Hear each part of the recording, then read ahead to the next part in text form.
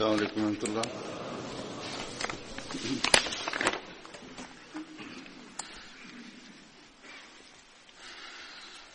أشهد أن لا إله إلا الله وحده لا شريك له وأشهد أن محمدا عبده ورسوله أما بعد فأعوذ بالله من الشيطان الرجيم بسم الله الرحمن الرحيم الحمد لله رب العالمين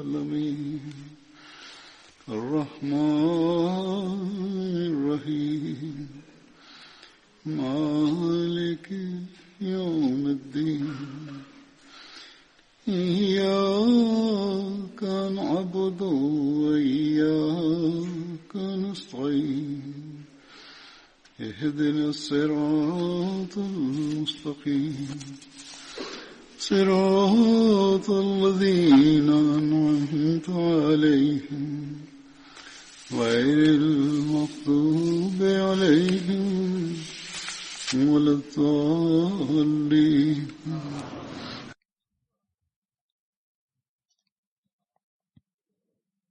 Le premier des compagnons de Badr que j'évoquerai aujourd'hui se nomme Ubayd bin Abu Ubayd Ansari Awsi. Selon Ibn Hisham, Ubayd appartenait à la famille Banu Umayya de la tribu Aws. Ubayd avait accompagné le saint prophète Mohammed lui lors de la bataille de Badr, lors de la bataille d'Uhud et de la bataille du Fossé. Il n'existe pas plus de détails à son sujet. Le prochain compagnon se nomme Abdullah bin Nu'man bin Baldama. Son grand-père paternel se nommait Baldama ou Balzama. Abdullah bin Nu'man appartenait à la famille Banu Khunais de la tribu Khazraj. Abdullah bin Nu'man était le cousin paternel d'Abu Qatada. Abdullah bin Nu'man avait participé aux batailles de Badr et d'Uhud.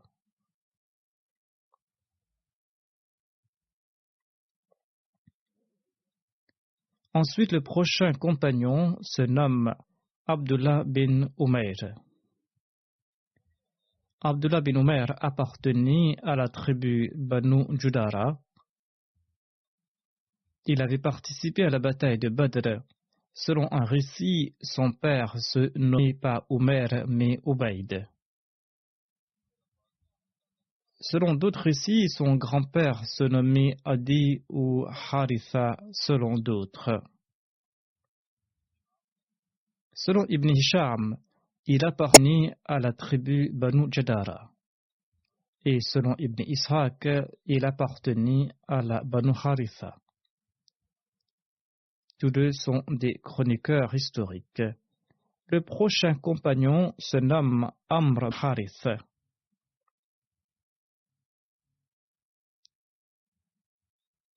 Amr bin Harith appartenait à la tribu Banu Harith. Selon certains, il se nommerait Amr ou Amir selon d'autres. Abu Nafi était son nom d'emprunt. Amr avait embrassé l'islam au tout début à la Mecque. Il avait aussi participé à la deuxième immigration en Abyssinie ainsi qu'à la bataille de Badr.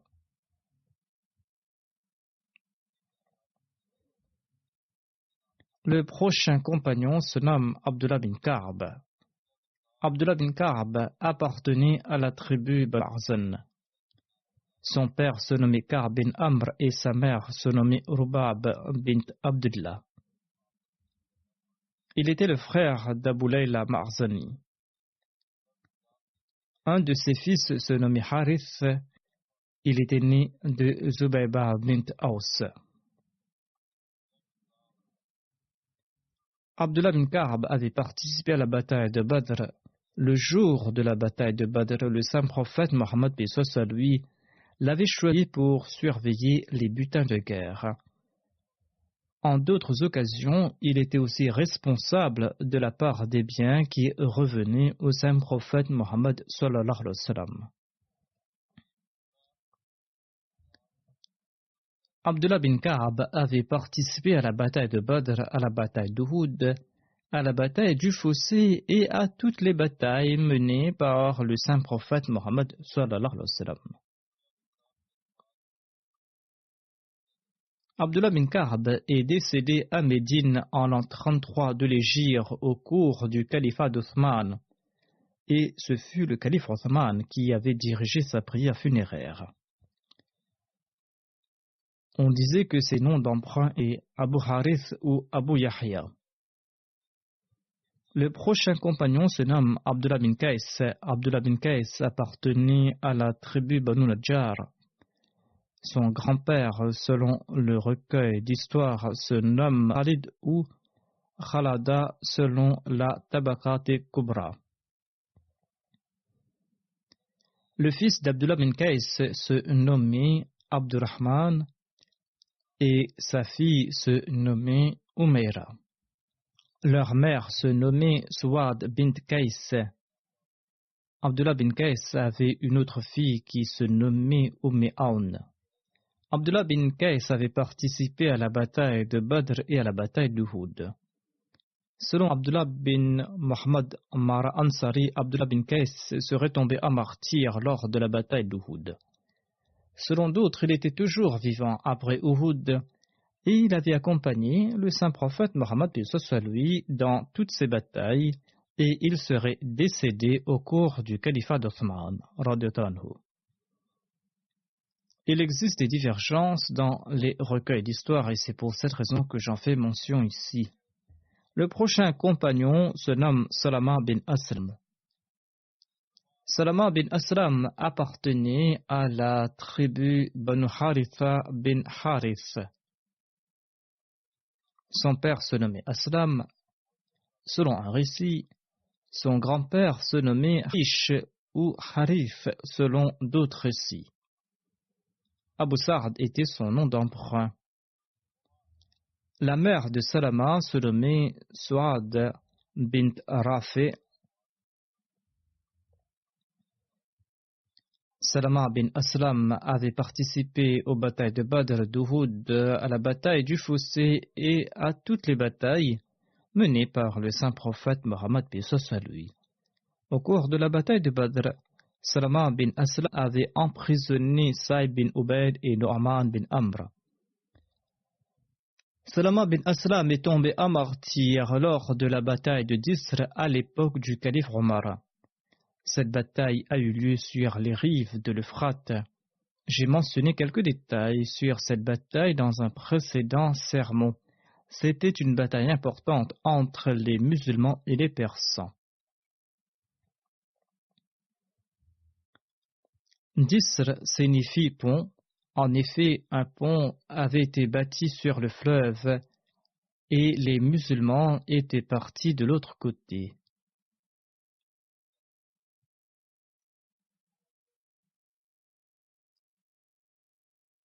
Les Persans avaient utilisé des éléphants de combat lors de cette bataille. En tout cas, les deux belligérants avaient subi des pertes importantes, en particulier les musulmans.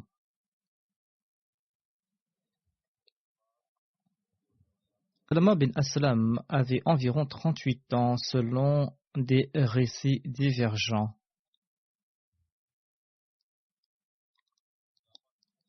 Dans son fameux Sirat Halbiya, Alama Nuruddin Halbi relate ceci à propos des miracles accomplis par le saint prophète Mohammed paix soit lui lors de la bataille de Badr. L'épée de Salman bin Aslam s'était brisée lors du combat et le saint prophète Mohammed paix soit lui lui a offert un bâton tiré d'un dattier et il lui a dit de se battre avec. Quand Salman bin Aslam l'a pris entre ses mains, eh bien, ce bâton s'est transformé en une épée redoutable et il en disposait toujours par la suite. Selon la Sharh Zurqani et Dalail Nabuwa, l'épée de Salama bin Aslam s'était brisée lors de la bataille de Badr et Salama était resté les mains vides, sans armes.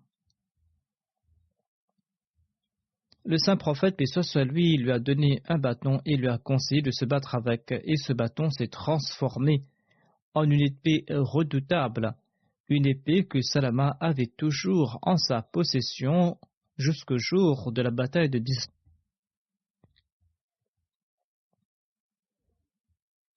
Selon Ibn Sa'd, lors de la bataille du fossé, le drapeau des émigrants était entre les mains de Zayd bin Haritha et le drapeau des Ansar était entre les mains de Sa'd bin Ubada. Le saint prophète Mohammed lui avait placé Salama bin Aslam à la tête de 200 personnes. Salama était à la tête de ce détachement de 200 personnes. Et Zayd bin Haritha était quant à lui à la tête de 300 personnes.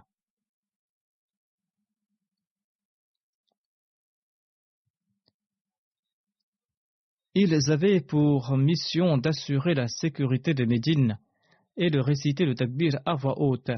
La raison était que le lieu sous la protection des Banu Qurayza, où se trouvaient les enfants, pouvait subir un assaut à tout moment.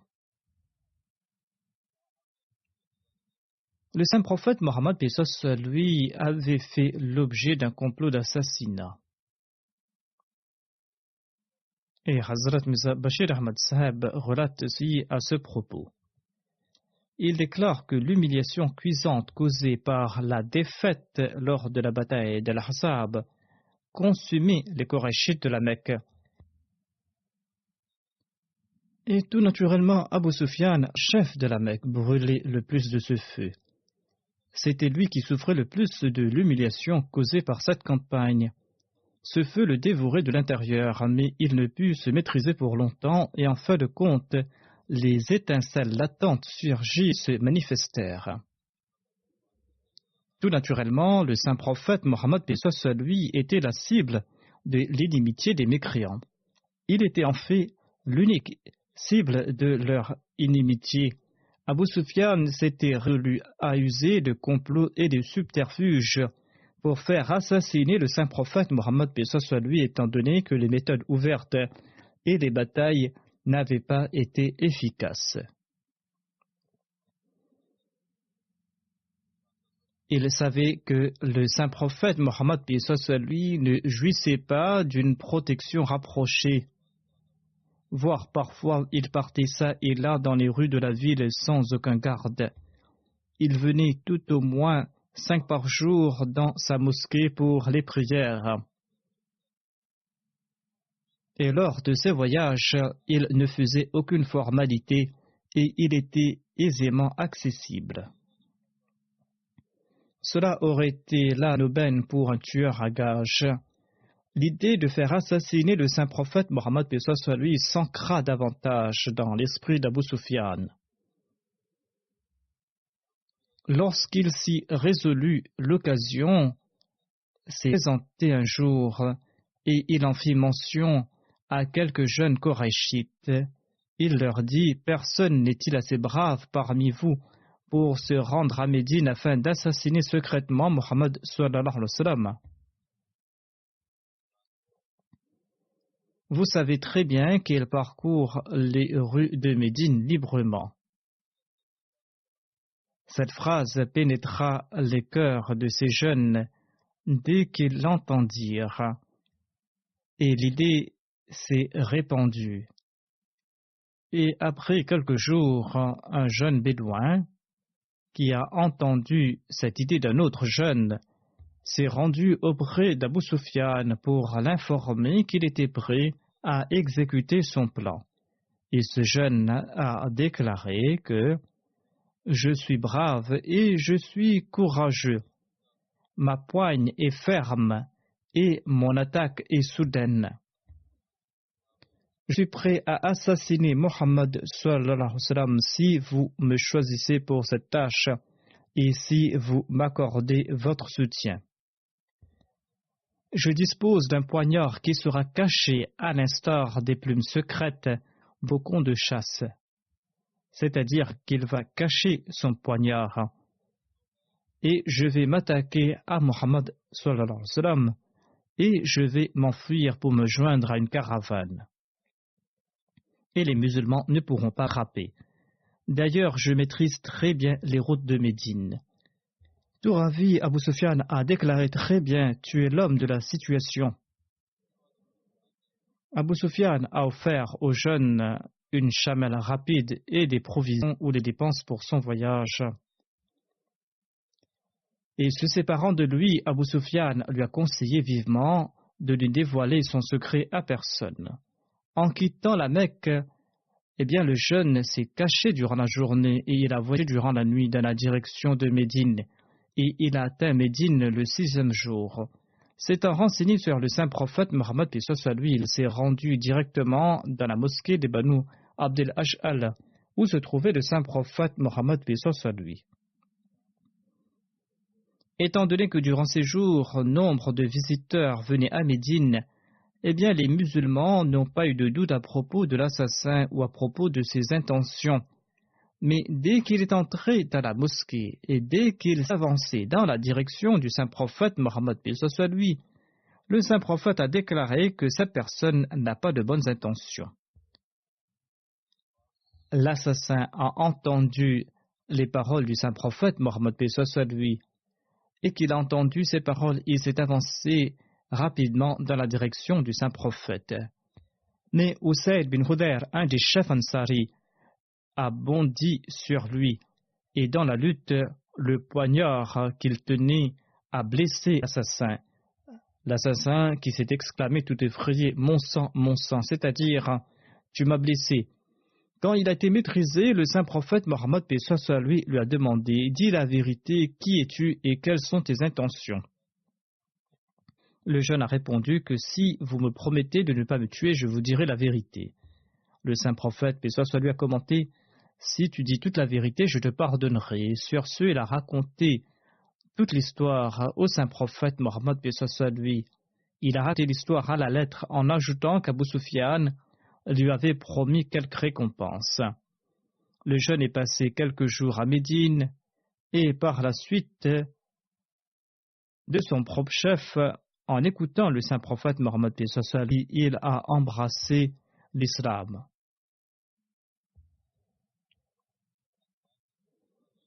La tentative d'assassinat ourdie par Abu Sufyan démontra qu'il fallait être encore plus vigilant quant aux intentions des Mécois. Et afin de découvrir leur complot, le saint prophète Mohammed lui a envoyé à la Mecque 2 de ses compagnons. Ces 2 compagnons se nommaient Amr bin Umayya Zamri et Salama bin Aslam, le compagnon que je mentionne aujourd'hui. Il les a envoyés à la Mecque. Étant donné le complot d'assassinat ourdi par Abu Sufyan et ses projets sanguinaires dans le passé, ces 2 compagnons avaient aussi la permission d'assassiner cet ennemi juré de l'islam si jamais l'occasion se présentait. Or, les Mécois étaient suspicieux lorsqu'Umayya et son compagnon sont arrivés à la Mecque, et tous 2 ont rebroussé chemin vers Médine afin de rester en vie. En cours de route, ils sont tombés sur 2 espions des Qurayshites, envoyés par les chefs Qurayshites pour se renseigner sur les va-et-vient des musulmans, ainsi que les va-et-vient du saint prophète Mohammed lui. Il était fort probable qu'il s'agissait d'un autre complot sanguinaire des Qurayshites pour assassiner le saint prophète Mohammed lui, comme dans le premier cas. Il tentait de tuer le saint prophète Mohammed lui, mais par la grâce d'Allah, Umayya et Salama bin Aslam ont découvert leur activité d'espionnage et ils ont attaqué ces 2 espions pour tenter de les emprisonner. Mais lors du combat, un des espions a été tué et le 2e a été fait prisonnier et il a été emmené à Médine. L'opinion des historiens diverge sur la date de cette expédition. Selon Ibn Hisham et Tabari, cette expédition a eu lieu en l'an 4 de l'Hégire, mais selon Ibn Sa'd, cette expédition a eu lieu en l'an 6 de l'Hégire. Allama Asqalani et Zurqani préfèrent la date présentée par Ibn Sa'd. Ayant analysé ces divers récits, Hazrat Mirza Bashir Ahmad Sahib a aussi présenté l'an 6 de l'Hégire. En tout cas, Allah, c'est le mieux. Bayhaqi est aussi d'accord avec la teneur du récit d'Ibn Sa'd, mais il a présenté la date de cet événement. L'on trouve aussi mention de Salman bin Aslam dans le cadre du traité de Hudaybiyah. Ammara relate: j'ai vu le saint prophète Mohammed lui à ce jour du pacte de Hudaybiyah.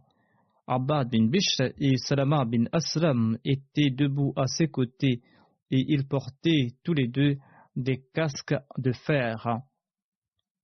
Quand Suhail bin Amr, l'émissaire des Koraïchites, leva la voix devant le saint prophète Mohammed lui, eh bien ses deux compagnons lui ont demandé de baisser la voix devant le saint prophète Mohammed lui. C'était là un service qu'il avait rendu en cette occasion.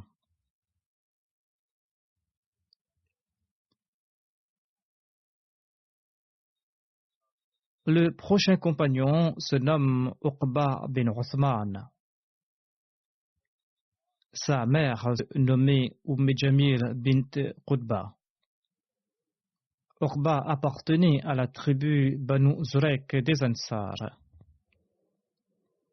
Uqba et son frère nommé Sa'ad bin Uthman avaient tous les deux participé dans les batailles de Badr, du Fossé et d'Uhud.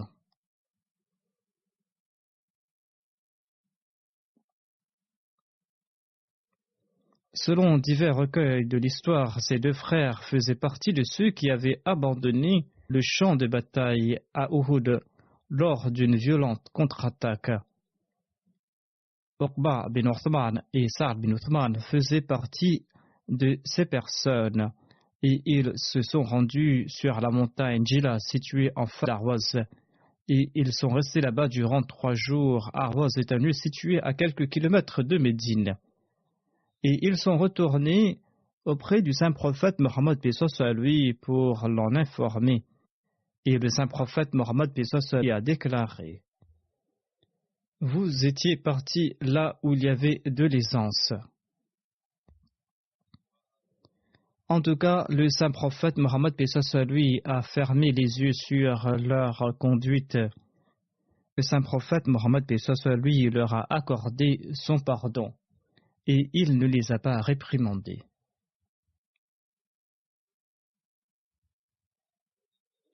Le prochain compagnon se nomme Abdullah bin Sahal. Abdullah bin Sahal appartenait à la tribu Banu Zarura, une tribu qui était l'allié des Banu Abdel Ash'al. On dit aussi que Abdullah était un Rassanide. Selon certains, Abdullah bin Sahal se nommait aussi Zayd Urafi. Sa mère se nommait Farba bint Tayyihan. Elle était la sœur d'Abul Haytham bin Tayyihan. Abdullah bin Sahal était le frère de Rafi bin Sahal. Il avait participé à la bataille de Badr. Son frère Rafi l'avait accompagné lors des batailles d'Uhud et du Fossé. Abdullah bin Sahal est tombé en martyr lors de la bataille du Fossé. Une flèche d'un membre des Banu Uwayl l'avait touché. Mughira bin Hakim relate ceci: j'ai demandé à Abdullah bin Sahal s'il avait participé à la bataille de Badr. Abdullah a répondu: oui, j'étais présent à Badr et j'étais aussi présent à la Bayra d'Aqaba. Abdullah bin Sahal avait participé à la Ghazwa ou à l'expédition de Hamra ul-Asad. Hamra ul-Asad est un lieu situé à 12 km de Médine. Subul ul-Huda, une biographie du saint prophète Mohammed lui en fait mention. On y relate qu'Abdullah bin Sahal et son frère Rafi bin Sahal appartenaient tous les deux à la tribu des Banu al-Ash'al. Ils étaient sérieusement blessés lors de la bataille d'Uhud. Abdullah était le plus blessé des deux. Les deux frères ont entendu l'ordre du saint prophète Mohammed lui. Ils demandaient aux musulmans de se rendre à Hamra Asad pour se joindre à l'armée. Lorsque les deux frères ont entendu l'ordre donné par le saint prophète, l'un a dit à l'autre par Allah: si nous n'accompagnons pas le saint prophète, paix soit sur lui, lors de cette expédition, ce sera une très grande perte. Ils étaient certes blessés, mais ils étaient animés de leur foi. Le frère a dit à l'autre: mais nous n'avons pas de monture et nous ne savons pas comment accomplir cette mission. Abdullah lui a dit: nous allons nous y rendre à pied. Rafi a répondu: par Allah, je ne suis même pas capable de marcher en raison de mes blessures. Son frère lui a dit: nous allons nous y rendre lentement et nous allons partir à la rencontre du saint prophète Mohammed paix soit sur lui. Ils ont avancé clopin-clopant et quand Rafi se sentait faible, Abdullah le portait sur son dos et ils marchaient à pied. Ils étaient à ce point blessés, mais celui qui allait mieux portait celui qui était le plus blessé.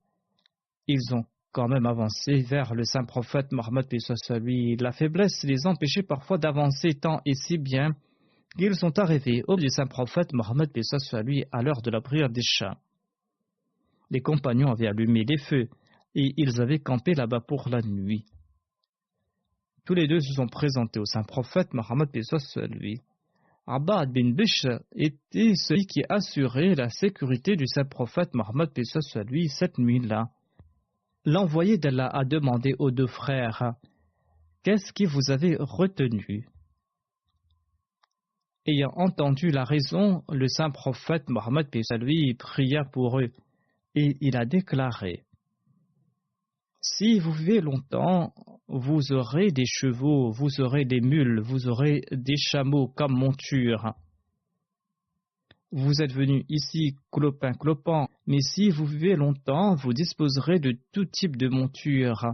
Or, les voyages que vous accomplirez sur ces montures ne seront pas meilleurs que ce voyage que vous avez accompli à pied aujourd'hui. C'est-à-dire les récompenses et les bénédictions qui découleront de ce voyage seront innombrables.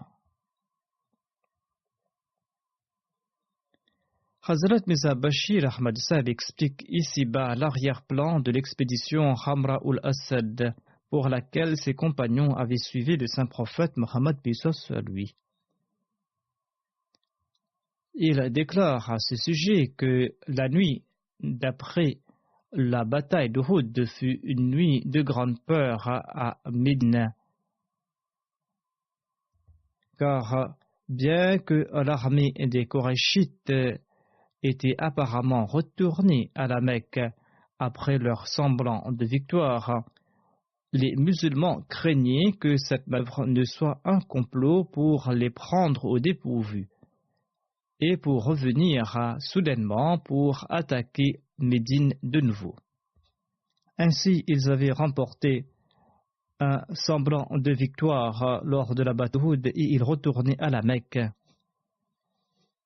Mais les musulmans avaient peur que ce soit là un subterfuge de leur part et qu'ils ne retournent vers Médine pour attaquer les musulmans. Ainsi, cette nuit-là, un arrangement fut pris pour assurer la sécurité à Médine.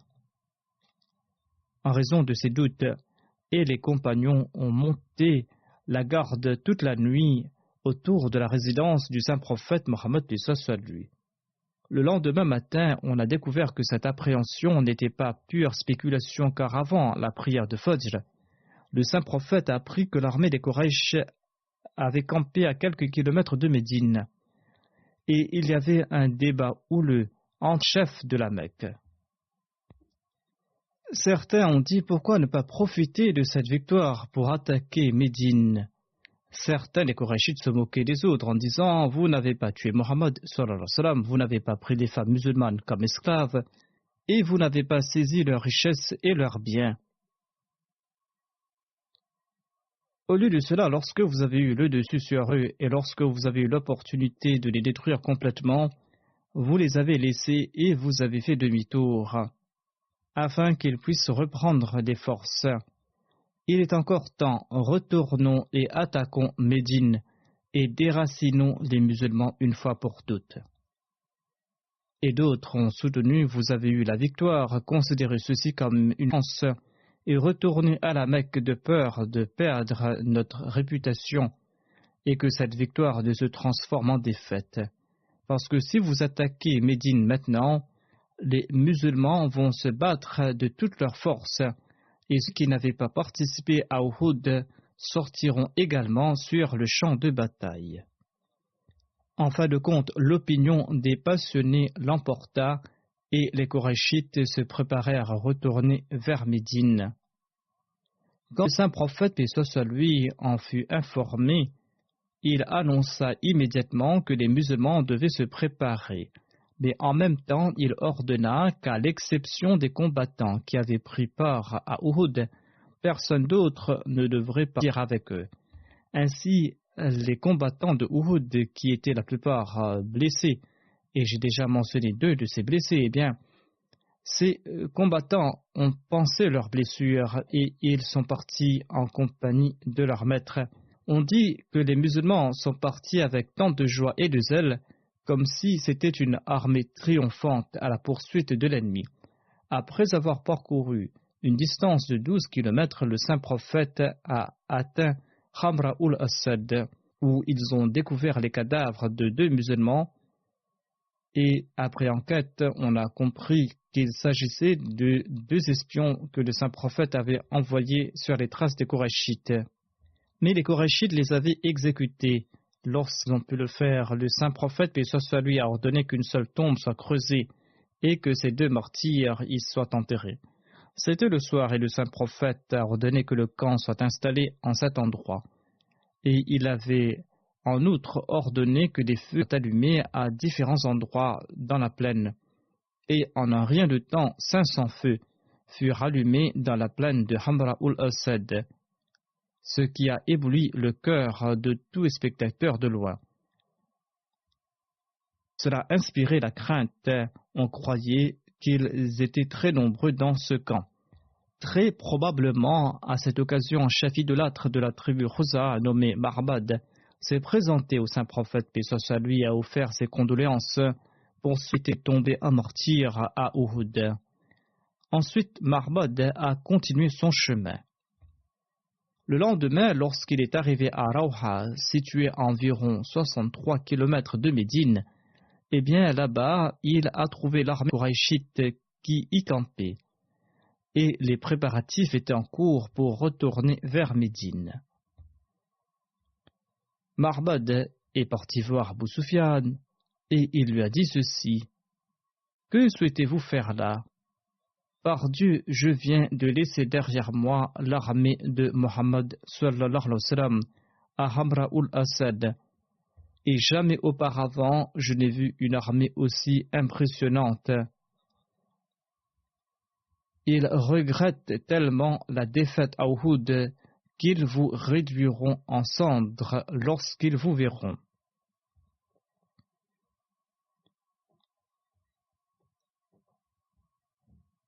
C'est-à-dire, ils vont vous détruire complètement, ils vont vous anéantir.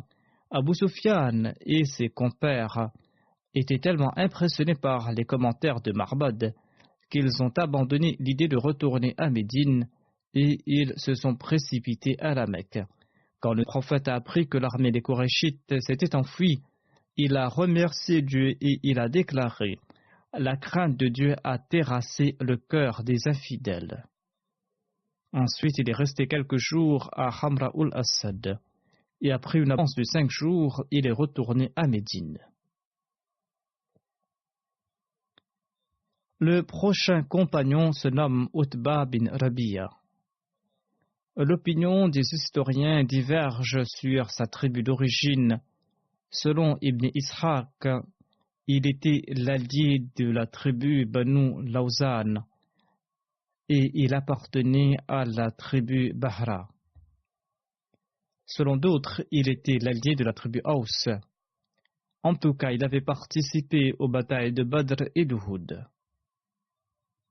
Selon Alama ibn Hajar Asqalani, Utba bin Rabi'a était un des commandants ayant participé à la bataille de Yarmouk. Il dit qu'il s'agit de cet Utba que j'ai mentionné. Voici quelques détails sur la bataille de Yarmouk. En l'an 12 de l'Hégire, lorsque Abu Bakr est retourné à Médine pour Hajj, il a envoyé une armée en l'an 13 de l'Hégire dans le Levant. Amr bin al-As a été envoyé en Palestine, Yazid bin Abi Sufyan, Ubayda bin al-Jarrah et Sharhabil bin Hassana ont reçu l'ordre de se rendre à Taboukiya en passant par Yalka qui est situé au nord du Levant. Abu Bakr avait nommé Khalid bin Saïd commandant de l'armée avant de le remplacer par Yazid bin Abi Sufyan. Ils sont partis vers le Levant accompagnés de 7000 combattants. Les commandants des armées musulmanes se sont rendus au Levant, dans la région de Syrie. Héraclus se trouvait en personne à Homs et les Byzantins avaient réuni une très grande armée. Héraclus avait choisi des commandants différents pour combattre chaque commandant musulman. Les paratifs de l'ennemi avaient surpris les musulmans. Certains, dont la foi était chancelante, étaient terrifiés, car les musulmans étaient au nombre de 27 000. Vu cette situation, Amr As a reçu l'ordre de se joindre aux autres armées. Une fois réunis, en dépit de leur faible nombre, il ne sera pas facile de les vaincre. S'ils se réunissaient, il ne sera pas facile de les vaincre. Si chaque corps d'armée combattait séparément sous son commandant, il ne subsistera aucune armée qui pourra venir en aide à l'avant-garde. La raison étant que chaque troupe musulmane avait en face de grandes armées. Ainsi, on décida de réunir toutes les armées musulmanes à Yarmouk. D'ailleurs, le calife Abu Bakr avait conseillé à tous les musulmans de se réunir et de former une seule armée et d'accroître leur nombre face à l'ennemi. Et Allah leur accordera son soutien. Il a déclaré: Allah viendra en aide à celui qui l'aidera et il humiliera celui qui le rejettera. Ainsi, en dépit de votre faible nombre, l'ennemi n'aura pas le dessus sur vous, car vous serez en train de combattre pour la cause de Dieu.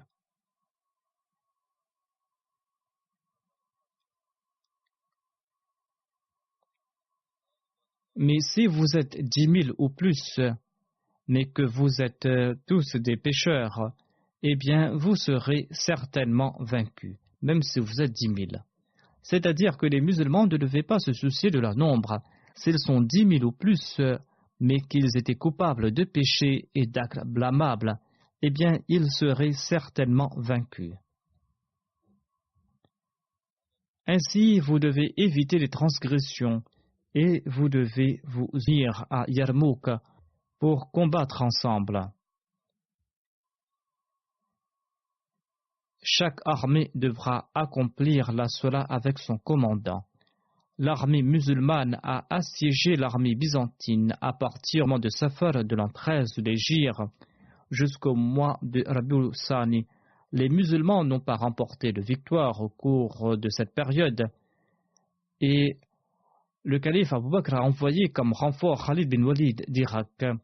Khalid bin Walid était le gouverneur d'Irak avant l'arrivée de Khalid bin Walid et chaque commandant combattait séparément avec son armée et sur place Khalid bin Walid a conseillé à tous les musulmans d'élire un seul commandant et tous l'ont choisi comme leur chef. L'armée byzantine comptait entre 200 à 240 000 soldats et l'armée musulmane comptait entre 37 à 40 000 soldats, c'est-à-dire environ un cinquième de l'armée byzantine. 80 000 soldats byzantins avaient les pieds entravés et 40 000 autres s'étaient enchaînés afin qu'ils combattent jusqu'à leur mort sans la possibilité de prendre la fuite. Ces 120 000 soldats devaient se battre jusqu'à la mort. 40 000 autres s'étaient attachés avec leurs turbans. Et il y avait 80 000 cavaliers et 80 000 fantassins. D'innombrables prêtres étaient présents pour attiser l'ardeur guerrière des soldats byzantins. Pendant que durait la bataille, Abu Bakr est décédé au cours du mois Jamad al-Akhir des suites de sa maladie qui avait débuté au cours du mois de Jamad al-Oula. C'est à Allah que nous appartenons et c'est à lui que nous retournerons. Lors de la bataille, Khalid avait divisé l'armée en plusieurs détachements. On rapporte qu'ils étaient en 36 et 40 détachements, mais ils combattaient sous un seul commandant. Utba bin Rabi'a était le chef d'un des détachements. Khalid a déclaré: l'ennemi est certes nombreux, mais en raison de notre formation, l'ennemi croira que nous sommes plus nombreux. Les faits suivants démontrent l'importance de cette armée musulmane. Cette armée comprenait 1000 aînés qui avaient vu le visage béni du saint prophète Mohammed paix soit lui, et 100 compagnons avaient participé à la bataille de Badr en sa compagnie. La bataille sanguinaire débuta entre les deux belligérants.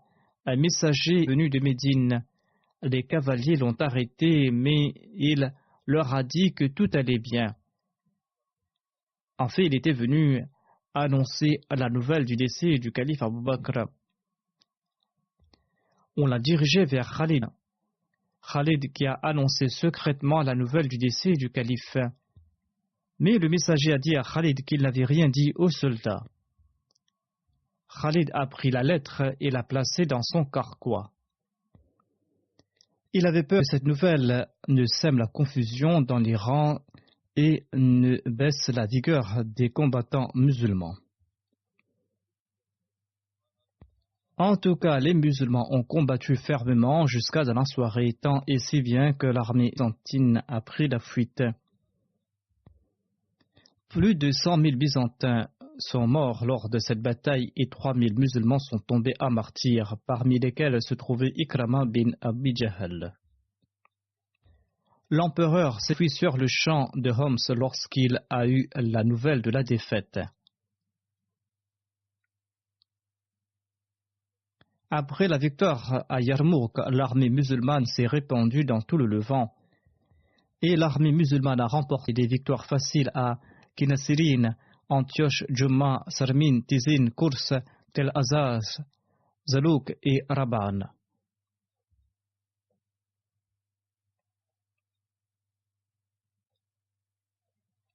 Ici se termine la mention des compagnons pour aujourd'hui. J'en ferai mention peut-être après le Ramadan, étant donné que le mois du Ramadan débute la semaine prochaine, Inch'Allah. Je voudrais évoquer à présent Mukarrama Sabiha Begum Sahiba, dont je dirigerai la prière funéraire après la prière de Jumu'ah. Elle était la petite-fille maternelle du petit-fils paternel du Messie premier alayhi salam. Elle était la fille de sa fille aînée et elle était la fille de Hazrat Mirza Rashid Ahmad Saheb.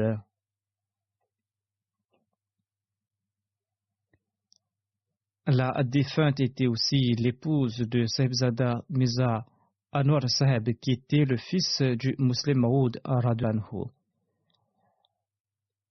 Sa mère était Nasir.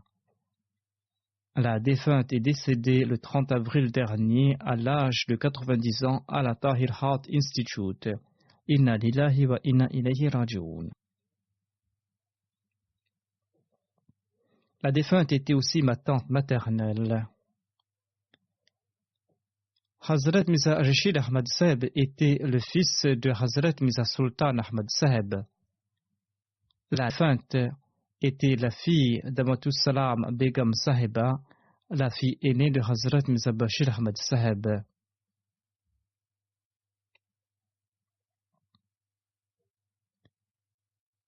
Le dernier mariage de la fille du Messie premier l'Islam auquel avait participé Hazrat Majan Arabwa était le mariage de la défunte.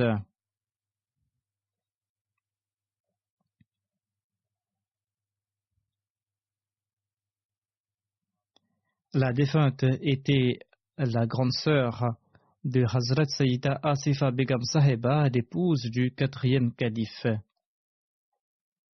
Et la défunte laisse derrière elle une sœur et 3 frères.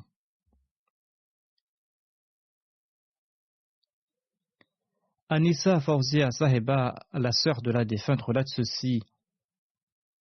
La défunte était la fille aînée de la famille. C'est pour cette raison que nos parents accordaient une grande importance à son opinion, décision. Et elle était très perspicace et ses parents avaient d'ailleurs une grande confiance en elle. Et elle était toujours à la hauteur de l'attente de ses parents. Elle s'est très bien occupée de l'éducation de ses frères et sœurs. La sœur de la défunte ajoute: on m'avait proposé un mariage à un des fils de Hazrat Muslim Maud. Hazrat Muslim Maud a déclaré: elle appartient à une bonne famille.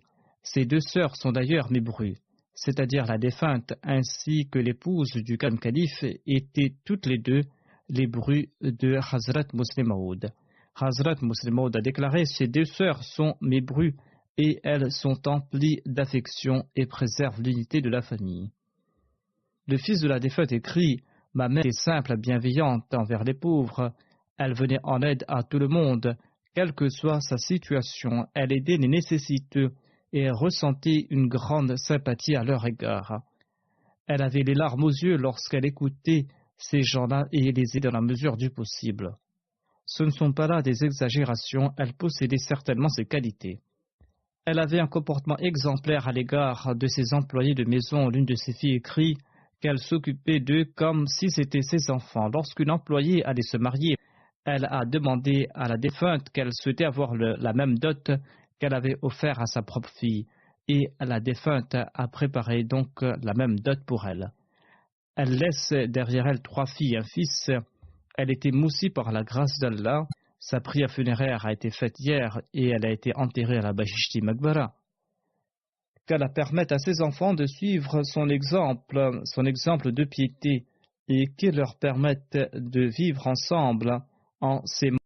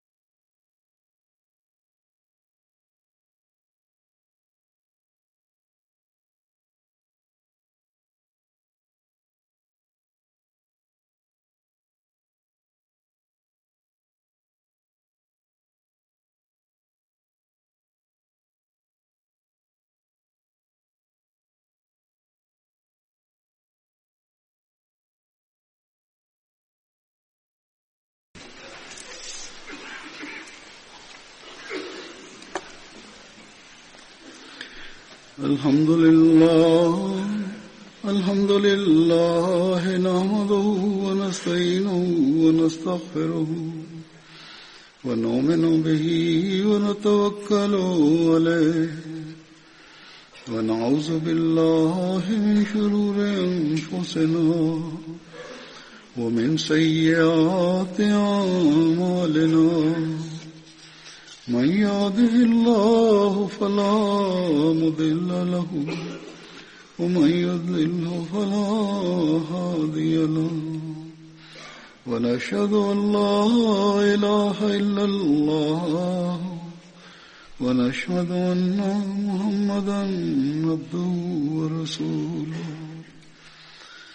عباد الله رحمكم الله إن الله يأمر بالعدل والإحسان وإيتاء ذي القربى وينهى عن الفحشاء والمنكر والبغي يعظكم لعلكم تذكرون اذكروا الله يذكركم وادعوه يستجب لكم ولذكر الله أكبر